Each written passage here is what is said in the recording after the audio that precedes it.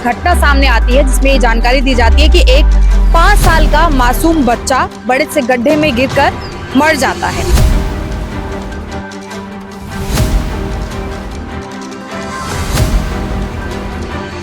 तो बाइक बंद हो जाए तो ये गारा में एकदम समझाते गिर जाते लोग, बच्चे गिर जाते, बड़े बूढ़े गिर जाते। टांग टूट गई मेरी सास की, तो लेकर के जा रही थी, गिर गई, पैर फिसल गया, गिर गई। मेरी सास का ऑपरेशन हुआ है, बताओ इसका कौन भरेगा? बीजेपी सरकार में कुछ न होने वाला। ये अच्छे दिन लग रहे हैं जब बीजेपी सरकार के तो अच्छे दिन ही होंगे, बाकी हमें तो लगता है अच्छे दिन आएंगे। लॉकडाउन के बाद से यहाँ कोई काम नहीं हुआ है। हमने हर जगह हाथ पैर मार लिया। हम कल भी अथॉरिटी गए थे, वहाँ से भी हमें खाली हाथ लौटना पड़ा है निराशा के उससे।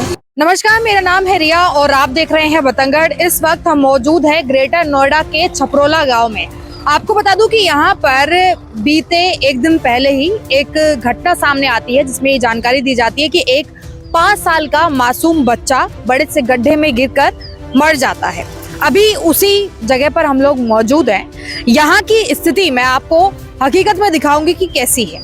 आप देखिए, यहाँ पे चारों तरफ आपको सिर्फ मिट्टी नजर आ रही होगी और ये जो अभी इस वक्त आप पानी भरा हुआ देख रहे हैं, ये वही पानी है जिसमें कि वो बच्चा गिर गया था। और गिरने के बाद यहाँ के आसपास के जो लोग थे उन्होंने बचाने की बहुत कोशिश की, लेकिन ये इतना दलदल हो चुका है कि इसके अंदर वो धंसता चला गया और निकालने में काफी दिक्कत हुई। जब तक उसे बाहर निकाल कर अस्पताल ले जाया गया तब तक उसकी जान जा चुकी थी। रोड का बस कृपया करके बनवाया जाए। बाइक गाड़ी उल्टी जा रही है यहाँ से, बहुत गंदा। बस क्या ही कहे, तुम ही देख लो कंडीशन कैसी है। और रास्ता है सर? ये देखो आगे तक, ये यहाँ से लेकर आगे तक, पीछे उधर भी बहुत था। पूरा गाँव ही डूब रहा है, पूरा गाँव ही में ही पूरे में हो रही है। बहुत समस्या आ रही है, पैर धरने की जगह भी नहीं है। बताओ, बाइक बंद हो जाए तो ये गारा में एकदम समझाते गिर जाते लोग, बच्चे गिर जाते, बड़े बूढ़े गिर जाते। तो थोड़ा करवाया जाए, यही कहना चाहूँगा। पर नालियाँ ही नहीं है। नालियाँ देखो, सारी नालियाँ बंद है, कहीं दिख रही नालियाँ? कुछ है ही नहीं यहाँ पे। ये साफ करवाई जाए तभी तो पानी निकलेगा, तभी तो पानी जाएगा इधर उधर। इसके लिए जो भी जिम्मेवार है, ये हमारे यहाँ के विधायक हैं और भी है, जो छोटे छोटे जैसे गांव में प्रधान भी रहते हैं। तो ये जो एरिया है ये गांव सा लगाता है, ये कॉलोनी टाइप में बसी हुई है पूरी फ्री होल्ड में। तो यहाँ से कोई निकास ही नहीं है पानी निकलने का, इसी वजह से पानी भरा हुआ है। कहीं पे कुछ जाने के लिए कोई नाला नहीं है, कनेक्टिविटी नहीं है किसी भी चीज़ की। ना हम तो खेड़े बांधने के जोने जामे, ऑपरेशन पे जामे तो नो कह दे, मैंने को बुग्गी में जाओ बैठ के नेतन के जोने हैं खेड़े वाले तो नो कह दे, नो कह हमसे नो कहे मैं बुग्गी में बैठ जाओ, वहाँ चले जाओ नेताजी के जोने। गए हम 2-3 बार सब लेडीज बन के, नो कह बुग्गी ले जाओ टूटी करके और नो कॉलोनी के वहाँ जाओ नेता। 3 साल है, 3 साल के गोरे बच्चे नए से बच्चे ना लेकर पावे ना कुछ कर पावे, परेशान है, ना कोई दुकान ना कुछ भी। खेड़ा वाले तो तफरी लेते हैं। वो जिले हम सवेरे ऑपरेशन पे गए तो खेड़ा भाई नौकरे बुग्गी लिया टूट दे गए, सवेरे गए हम कॉलोनी के, तो मैं मंदिर के जहाँ लग रहा हो तो नौकरे वो ले जा टूटी बुग्गी और वहाँ जाओ नेताजी के पास। अच्छा, साधन आता है आपके इलाके में? नहीं, कुछ भी ना है ही ना है। नहीं आते? नहीं, कुछ भी ना आवे। 3 साल है, देखा दे खूब जाम है, खूब क्या में कुछ कोई सुनवाई ना करो। जहाँ मतलब सड़कें इतनी खराब हैं कि कोई आता ही नहीं है। आता ही ना है, रिश्तेदार कहा तो कुछ भी ना रहो, इतना पानी भर रहा घोटून तक। टांग टूट गई मेरी सास की, तो लेकर के जा रही थी, गिर गई, पैर फिसल गया, गिर गई। मेरी सास का ऑपरेशन हुआ है, बताओ इसका कौन भरेगा? हैं? अब गरीब आदमी के पास नहीं, बताओ, इतना नहीं हो इतना तो कहाँ से इंसान कर लेगा? मतलब इन सड़कों पे आए दिन गिरते रहते हैं, कोई ना कोई गिरता ही रहता है। मेरी सास की 2 बार टांग टूट गई इस रास्ते पे, इसी रास्ते पे ही। अब इसका कौन भुगतान भरेगा? गली वाले, गाँव वाले भरेंगे, ये जो जन वो भरेंगे। रोज यही हाल है, हमारे बच्चे 2-4 बार तो गिर ही जाते हैं यहाँ पे, और छोटे छोटे बच्चे हैं। एक 5 साल का, तो मैम ऐसे रास्ते में जा पाएगा 5 साल का बच्चा? गरीब बताइए मैम। तो यहाँ पे तो अच्छी सुविधा नहीं है, बाकी की यहाँ पे सब हम ले जाएंगे, हम अंदर नहीं आएंगे गाड़ी लेके बच्चे को लेने। बताओ, इतने पानी में अगर हम जा सकते तो बस ही क्यों लगवाएंगे स्कूल के लिए बच्चों की? है, अगर इतने पानी में बच्चा जा सके तो हम बस क्यों लगवाएंगे? हम तो खुद ही छोड़ आएंगे पैदल। अब बस वाला कह रहा है मंदिर पे बच्चों को छोड़ जाओ, मैं अंदर नहीं आऊंगा।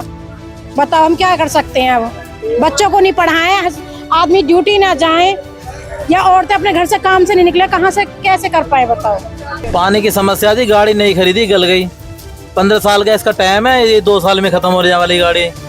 इतनी समस्या, लोग बच्चे परेशान है, स्कूल नहीं जा पाते हैं। हमारे लोगों काम धंधे बंद है, वो फार्म हाउस बनाना को, इसमें शादी करने नहीं आता क्यों? रास्ते खराब है। यहाँ मैंने तो देखा कई महीने से बाराती न चढ़ी किसी की। तो एक बात बताइए कि आप लोग जैसे वोट वगैरह देते हैं, हाँ जी। उसके बाद भी ऐसी जगह पे रहने के लिए कैसे मजबूर हो? अब कहाँ जा मकान बेच के, ये तो चाहे अपने 20 लाख के मकान को 10 लाख का दे के चले जाओ। ये तो चाहेंगे, इन्होंने हमें 20 लाख का दिया और अब ये कह रहे हैं हमसे 10 लाख का दे के वापस चले जाओ। तो जनता तो वोट इसलिए करती है कि उनके लिए समस्याएं का समाधान हो, लेकिन यहाँ पे तो समस्या पूरी तरह से बस सिर्फ यहाँ नेता सिर्फ आते हैं वोट लेने के लिए, बाकी लोग जहाँ पड़े उनकी सरदर्दी है, उन्हें कुछ नहीं करना। बाकी बीजेपी सरकार में कुछ ना होने वाला। तो ये अच्छे दिन लग रहे हैं। जब बीजेपी सरकार के तो अच्छे दिन ही होंगे, बाकी हमें तो लगता है अच्छे दिन आएंगे। जब तक बीजेपी सरकार तब तक अच्छे दिन आमे ना। सपा सरकार या बसपा सरकार अच्छी, तुम लोग कुछ तो मिल रहा। तो कभी काम हुआ था नाली वगैरह का, यहाँ पे निकासी का कोई काम? अब कहाँ हो रहा है काम? ये नाली सब बंद पड़ी है, जो बनाई अपने फायदे के लिए बनाई इन्होंने। उस टाइम बना कर दिखा दे कि हाँ भाई 4 वोट मिल जाएंगे हमें, अब वोट लेने के बाद कौन झांक रहा है।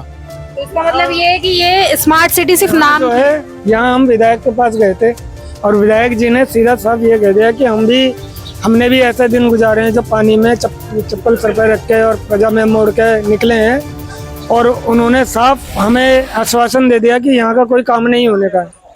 दूसरी बात यह है कि बड़े बुजुर्ग जितने भी जाते हैं अस्पताल वगैरह जाते हैं, सब बिना उसके रह जाते हैं कि किसी के पास साधन नहीं है तो बेचारे वो परेशान हैं और कहीं भी आने जाने के लिए वंचित है। दूसरी बात, लॉकडाउन के बाद से यहाँ कोई काम नहीं हुआ है।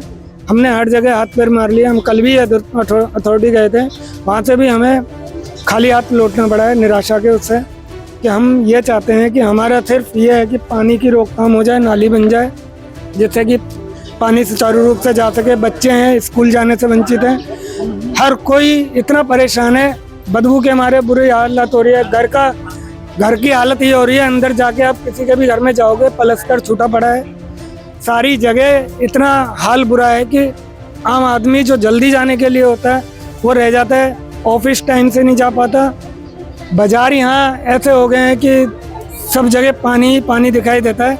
आप ये देखिए कि यहाँ पे शुरू से लेके एंड तक, मतलब इस पूरे छपरोला में आप जहाँ पर भी घूमेंगे आपको पानी पानी नजर आएगा। अब आप ये देखिए कि ये किस तरीके से इस पानी से निकल रहे हैं और जहाँ पर हम खड़े हैं यहाँ पर आप देखिए पानी का बहाव कैसा है। पिछले 1 घंटे से हम यहाँ पर मौजूद हैं। यहाँ पर आप देख सकते हैं पैरों की क्या हालत हो गई है, पूरे कपड़े यहाँ पर खराब हो चुके हैं। हालांकि हम आज 1 दिन के लिए यहाँ पर आए हैं, कुछ घंटों के लिए हमने लोगों की परेशानी को जाना, लेकिन यहाँ पर जो ना जाने कितने सालों से रह रहे हैं उनके लिए ये स्थिति कितनी ज्यादा खराब होगी कि वो ऐसे ही गंदे पानी से रोज गुजरते हैं, कपड़े बदलते हैं, फिर यहाँ से दोबारा जाते हैं, बच्चे स्कूल जा रहे होते हैं, भीग जाते हैं, काफी सारी तमाम परेशानियां। मुझे नहीं लगता कि ऐसे ही विकास की बात सरकार अपनी बैठकों में कहती है या फिर विज्ञापन में कहती है, ये इसके बिल्कुल ही विपरीत है।